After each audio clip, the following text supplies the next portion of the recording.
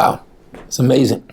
There's one point, and particularly with historically black colleges and universities and our students, that we often talk about as they begin to pursue life and to envision themselves of where they can be.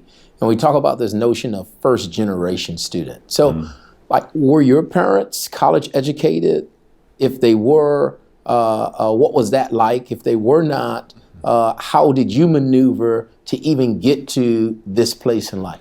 Right, so 1961, my dad and 11 other guys were the original part of what is known today as the Jamaica Defense Force, their military that formed that. So my dad is in the history book, so to speak. Dad did not go to college, but he was one of the highest ranking people in their history under the British Royal Guard. My mom was an educator. When we came to America, as often happens with countries that are predominantly black or Caribbean islands, America's educational system does not accept your degrees. So my mom had to start over again and go back to undergrad and grad school.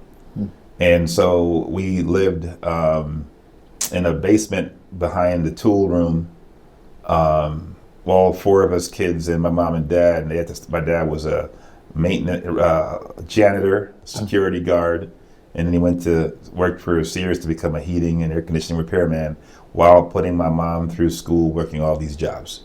So education was pushed in my household, and my dad exemplified that by his sacrifice for the good of the household, and had to go from high-ranking military official to serving, so that way the family can thrive. We came to America because America is the land of the opportunity, especially for us immigrants, you know, from the African diaspora. I am not the first to graduate from school. I am one of a long line of many that value the educational system.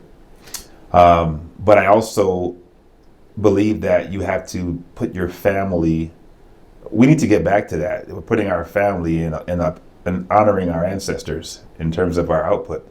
People sacrifice for us to be able to be, sitting here having the opportunity to share what we do. And we owe them that. And I think education is missing out right now because technology is moving so fast. I know that's because I'm on the forefront of that.